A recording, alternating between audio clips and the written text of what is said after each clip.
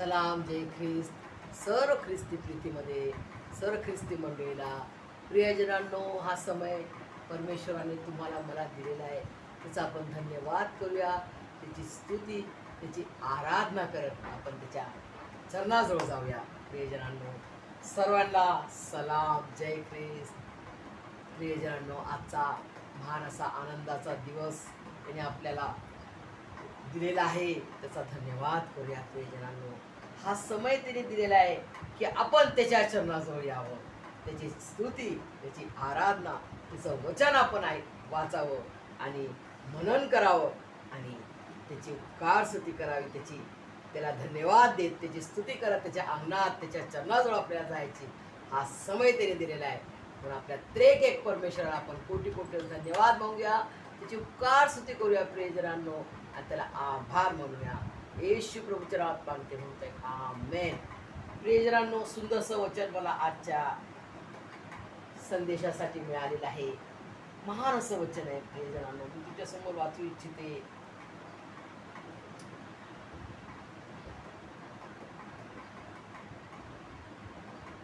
परमेश्वर प्राप्तीचा काळ आहे, तोवर त्याला शोधा. प्रियजनांनो, जुना करार यशाया संदेष्टा जे दिलेलं हे देवाचं वचन आहे.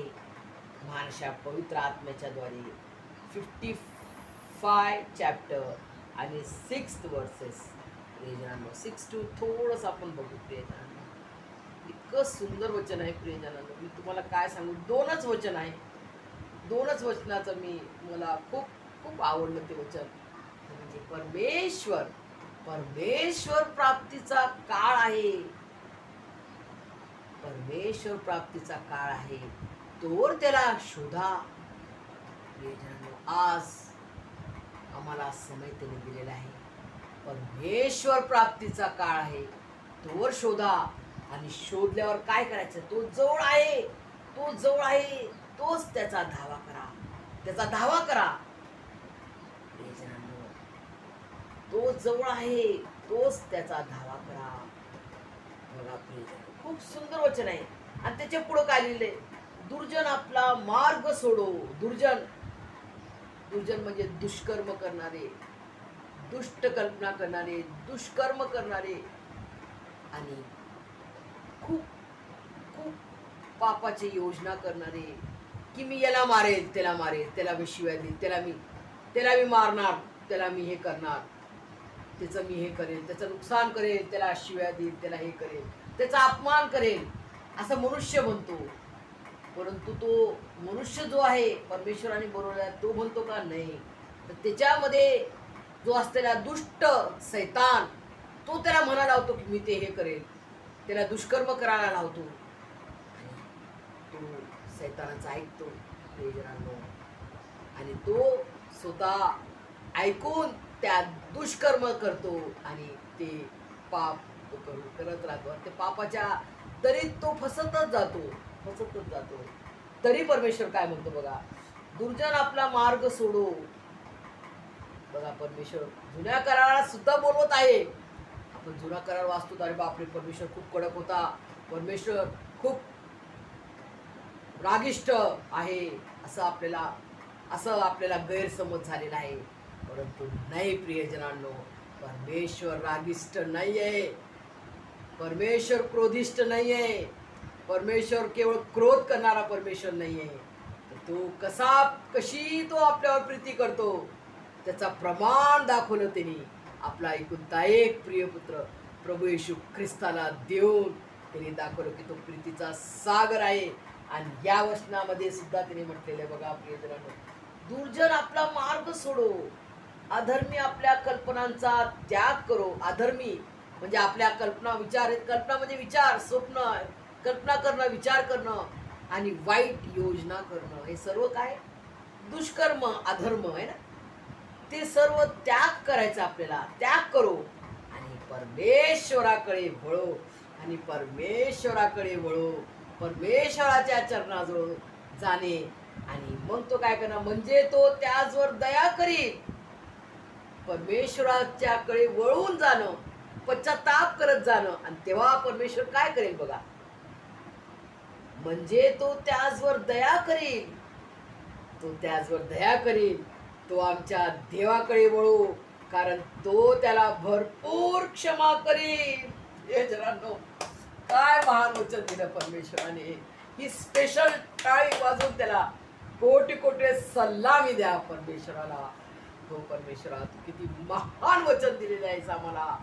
खरोखर परमेश्वरा, तुझं एक एक वचन दुधारी तलवार आहे. आम्ही किती पापाने मलिनतेने आम्ही स्वतः दुष्कर्म करत राहू, परंतु तरी तू आम्हाला जवळ घेतो, आम्हाला जवळ घेतो. तू माझा लेकरू आहे, तू माझी मुलगी आहे, तू माझा मुलगा आहे. प्रियजनांनो, का? कारण त्याची दया सनातन आहे. तो दयेच्या सिंहासनावर विराजमान आहे. प्रियजनांनो, परमेश्वर किती चांगला आहे, कारण कारण त्याची दया सनातन आहे. परमेश्वर चांगला आहे, त्याची दया सनातन आहे. प्रियजनांनो, किती सुंदर लिहिलेलं आहे बघा. दुर्जन आपला मार्ग सोडो. पहिले काय लिहिलं? दुर्जन आपला मार्ग सोडो, अधर्मी आपल्या कल्पनांचा त्याग करू आणि परमेश्वराकडे वळू. परमेश्वराकडे वळल्यावर काय होणार? काय मिळणार त्याला? परमेश्वराकडे जर तो वळला, पापिष्ट व्यक्ती, दुर्जन म्हणजे जो जो दुष्टाईचे काम करतो, अधर्माचे काम करतो, चोरी करणं, खून करणं, व्यभिचार करणं, खोटं साक्ष देणं, खोटं बोलणं, लबाडी करणं, चुगली करणं, भांडणं लावणं, हे सर्व दुष्कर्म आहेत, हे सर्व अधर्म आहे आणि हे सर्व दुर्जन करतात. तर परमेश्वर त्यांना देखील काय म्हणतो? जर तो दुर्जन असा करत आहे आणि तो त्या सर्व मार्गातून, प्रियजनांनो ऐका, लक्षपूर्वक ऐका, फार वचन हे माझ्यासाठी आणि तुमच्यासाठी आहे. आपण प्रत्येक व्यक्ती पापी आहोत, प्रत्येक व्यक्ती आपण पापी आहोत. मी पापी आहे, तुम्ही पापी आहेत. तेव्हाच आपल्यासाठी तो प्रभू येशू मसीह आलेला आहे. प्रभू येशू मसीह म्हणतात, मी धर्मी लोकांसाठी नाही आलो, मी धर्मी लोकांसाठी आलो नाही, मी आरोग्य लोकांसाठी नाही आलो, तर जे पापी आहेत त्यांचा उद्धार आणि तारण करण्यासाठी मी आलेलो आहे. प्रियजनांनो, प्रभू येशू मसीह माझ्यासाठी, मी पापी आहे, मस्त पापीसाठी, आणि तुम्ही जर स्वीकार करता की मी पापी आहे, तर तुमच्यासाठी तो आलेला आहे. प्रियजनांनो, तो आपला उद्धार करताय, तो आपला तारणारा खरा जिवंत देव आहे. प्रियजनांनो, त्याची प्रीती कशी आहे बघा, कशी आहे बघा. जुन्या करारात सुद्धा परमेश्वराने काय म्हटलं? जसा तो उधळा पुत्र असतो बघा. प्रियजन, पुन्हा तो उधळा पुत्राचं उदाहरण आपल्या समोर आलेलं आहे. तो उधळा पुत्र काय करतो? सगळं उधळून टाकतो, बापाची मालमत्ता संपत्ती उधळून टाकतो, आणि मग शेवटी त्याला तो कॉन्शियस होतो. कॉन्शियस म्हणजे तो शुद्धीवर येतो. अरे बापरे, हे काय झालं? मी आज डुकरांच्या शेंगा खाऊ राहिलो, माझी परिस्थिती आज अशी झालेली. माझ्या बापाच्या घरी साखरांना मेजवानीचं जेवण खातात, रेलचेल आहे त्यांच्याकडं, आणि मी आज काय परिस्थितीत आहे, तर मी माझ्या बापाकडे जाईल. बघा, त्यांचा टर्निंग पॉइंट, त्यांनी पश्चाताप केला. आज तुम्हाला मला तेच करायचंय. प्रियजनांनो, आपण परमेश्वर प्रभू येशू मसीहचा आपण स्वीकार केला, बाप्तिस्मा घेतला, होली सिलिंग घेतलेली आहे, त्याचं पवित्र शरीर रक्त आम्ही खातो, है ना. होली कम्युनियन आम्ही खातो, त्याचं पवित्र शरीर आणि रक्त आमच्या शरीरात, आमच्या हृदयांतकरण जीवात्मेमध्ये येते आणि आम्हाला नवीन जीवन मिळते. त्याच्या रिचार्जनं आपण पुन्हा चार्ज होऊन जातो. प्रियजनांनो, तो आपल्याला रिचार्ज करतो हर शब्दातवारी, हर संडेला, हर शब्दातवार जो पवित्र शब्दात त्याने केलेला आहे. प्रियजनांनो, आणि आपल्याला तो नवीन त्याचं जीवन देतो. तरी आपण काही ना काही चूक करतो, काही ना काही आपल्याकडून अपराध घडतात, आपण चूक करतो, काय आपल्या गोष्टीला आपल्याला कधी काय चुकीचा निर्णय घेतो, परंतु तरी परमेश्वराकडे आपल्याला वळल्यावर तो काय करणार बघा. केवळ आपल्याला त्याच्याकडे वळायचंय, त्याच्या चरणाजवळ जायचंय. खूप कठीण आहे का प्रियजनांनो? प्रभू येशू मसीहच्या चरणाजवळ जाणं खूप कठीण आहे का? खूप कठीण नियम दिलाय का तिने की तुम्ही एवढा मोठा पहाड तोडा, टकलं करा, केस कापून टाका, नांगडे पाय चाला, चला एवढं सारं खाऊ आणा, एवढं सारं सोनं रुपये आणा, त्याला चढवा. त्याला काहीच नको. आणि जो त्याचा निर्माण करताय त्याला काय हवंय? त्याची स्वर्गाची नगरी सोन्याच्या इटांनी बनलेली नगरी आहे प्रियजनांनो. त्याला तुमचं मन करून माझ्याकडून काय पाहिजे? काय पाहिजे प्रियजनांनो? त्याच्याकडे सगळं काही आहे. तो सर्वांना देणारा आहे. तो त्याला काय पाहिजे तुमच्याकडून, माझ्याकडून काय पाहिजे? पश्चातापी हृदय, पश्चातापी हृदय अंतकरण. जसा जकयाने पश्चाताप केला, उधळ्या पुत्राने पश्चाताप केला की हे माझ्या बापा, मी तुझ्या विरुद्ध आणि स्वर्गाविरुद्ध मी पाप केलेला आहे. माझ्या अपराधांची क्षमा कर आणि मला वागवून घे, मला वागवून घे. माझ्या अपराधांची मला धुवून काढ तुझ्या पवित्र पवित्र जिवंत देवाच्या रक्ताने. मला धुवून काढ, मला शुद्ध कर आणि तुझं पवित्र जीवन दे, तुझं पवित्र आचरण दे, तुझ्या पवित्र आचरण दे. तुझी इच्छा पूर्ण करणार, तुझी आज्ञा पालन करणार असं तुझं जीवन, तुझ्यासाठी जगणार असं तुझं जीवन तू मला दे. प्रियजनांनो, ही याला म्हणतात पश्चाताप करणे, परमेश्वराकडे वळणे, पश्चाताप करणे, कबूल करणे की मी पापी आहे. जकयाने प्रभू येशू मसीहला केवळ पाहिलं. प्रभू येशू मसीह त्याला बोलला का, जकई तू किती अधर्मी आहेस, तू किती पापी आहेस, तू सगळ्यांचे पैसे लुबाडतो. का लुबाडतो असं काय क्वेश्चन केलं का प्रियजनांनो बायबलमध्ये? एक शब्द प्रभू येशू मसीह बोलला नाही त्याला.